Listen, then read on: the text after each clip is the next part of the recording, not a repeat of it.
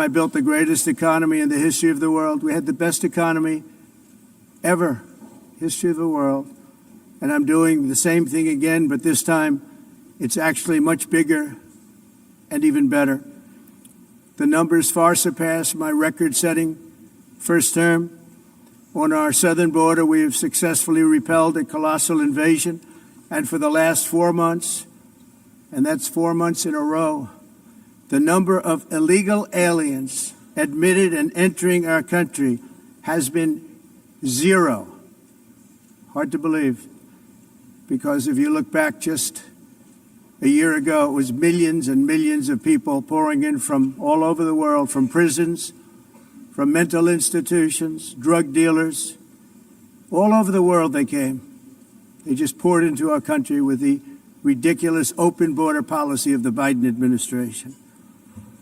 Our message is very simple. If you come illegally into the United States, you're going to jail, or you're going back to where you came from, or perhaps even further than that. You know what that means. I want to thank the country of El Salvador for the successful and professional job they've done in receiving and jailing so many criminals that entered our country. And it was under the previous administration that the number became record-setting, and they're all being taken out. We have no choice. And other countries have no choice, because other countries are in the exact same situation with immigration. It's destroying your country, and you have to do something about it. On the world stage, America is respected again like it has never been respected before. You think about 2 years ago, 3 years ago, 4 years ago, or 1 year ago, we were a laughingstock all over the world. At the NATO summit in June, virtually all NATO members formally committed to increase defense spending at my request from 2% to 5% of GDP, making our alliance far stronger and more powerful than it was ever before. In May, I traveled to the Middle East to visit my friends and rebuild our partnerships in the Gulf and those valued relationships with Saudi Arabia, Qatar, and the UAE, and other countries are now, I believe, closer than ever before. My administration has negotiated one historic trade deal after another, including with the United Kingdom, the European Union, Japan, South Korea, Vietnam, Indonesia, the Philippines, Malaysia, and many, many others. Likewise, in a period of just 7 months, I have ended 7 unendable wars. They said they were unendable. You're never going to get them solved. Some were going for 31 years, 2 of them, 31, think of it, 31 years. One was 36 years. One was 28 years. I ended 7 wars. And in all cases, they were raging with countless thousands of people being killed.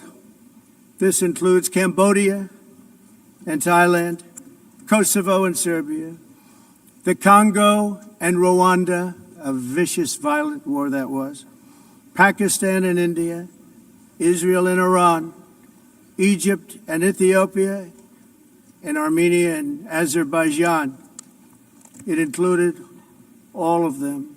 No president or prime minister, and for that matter, no other country has ever done anything close to that. And I did it in just 7 months. It's never happened before. There's never been anything like that. I'm very honored to have done it. It's too bad that I had to do these things instead of the United Nations doing them. And sadly, in all cases, the United Nations did not even try to help in any of them.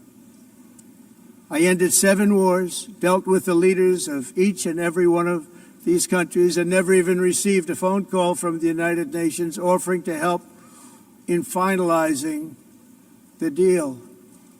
All I got from the United Nations was an escalator that on the way up stopped right in the middle. If the First Lady wasn't in great shape, she would have fallen. But she's in great shape. We're both in good shape. We both stood.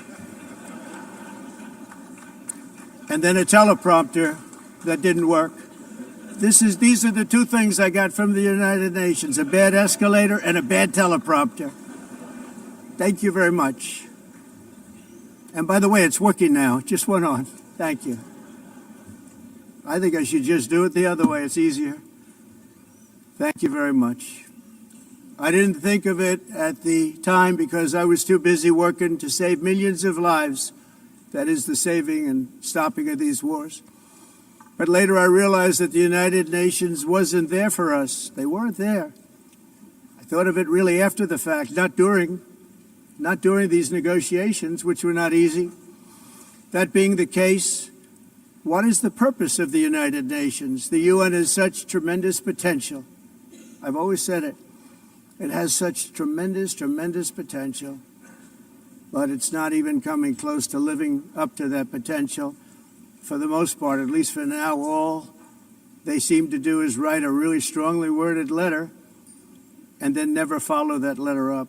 It's empty words, and empty words don't solve war. The only thing that solves war and wars is action. Now, after ending all of these wars and also earlier negotiating the Abraham Accords, which is a very big thing for which our country received no credit, never receives credit,